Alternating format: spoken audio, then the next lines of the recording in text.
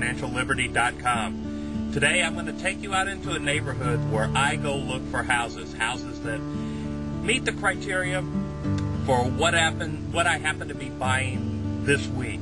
So this week we happen to be looking for houses that we can wholesale, houses that we can pick up well below market value, way underpriced. They need a lot of repairs. The owners can't make the repairs. They can't do the things that need to be done.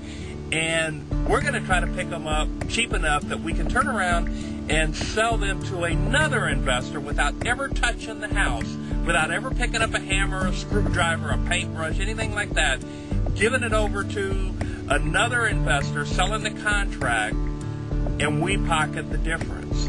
So that's going to be the focus today. We're going to take a look at the neighborhoods. We're going to show you the houses that we're looking for and some of the philosophy behind what it is that we're trying to accomplish. Talk to you soon.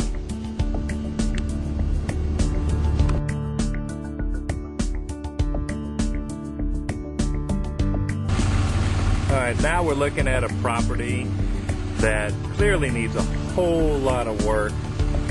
It's a house that we've been in contact with the owner, and we've been in the process of negotiating with him, and we will continue to negotiate with him.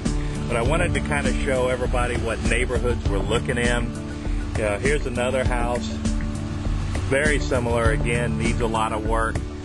But you've also got houses in and around that are in the process of being fixed up, or they've been fixed up, or they've been maintained, and that's what you want to look for. You want to look for an area, a part of town that, you've got progress taking place, and that's the important thing.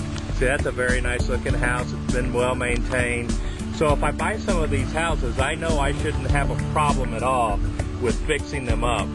One of the things that we look at when we're looking for houses and neighborhoods, we're looking at specific neighborhoods and streets, and we realize that if we put them on the market to sell them, we're not going to have that much of a problem.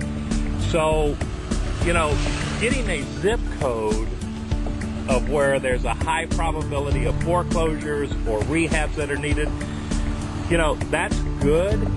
But bottom line is you have to actually get into the neighborhood. You have to get into the streets and find out what streets are the best likelihood. Because if you go to a zip code, one subdivision could be an area you wouldn't want to be anywhere near because there's no probability of resale, or a very low probability. Whereas in another subdivision in that same zip code, you've got a high probability of resale. So you want to target that area. You want to target those subdivisions. And we can show you how to target specific subdivisions. But just be sure that, it's going to take a little bit of drive time in the very beginning to get to know your areas, to know your territories. So don't just rely on the fact, oh, here's a subdivision or here's a criteria, i.e. a house that's older than 20 years old and the mortgage is older than 15, because you could have two completely different areas with that criteria. One you'd want to be in, one you wouldn't want to be in. Here's a house that has actually been completely remodeled and it looks real nice. So, again, that's the other thing you want to look for.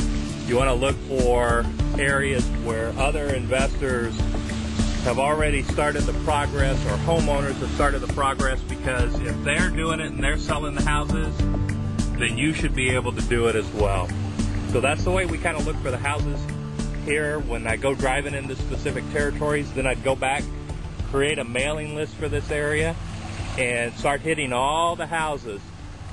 So this is Terry Weigel, the Quick House Buyer. Till next time, be sure to visit us at totalfinancialliberty.com.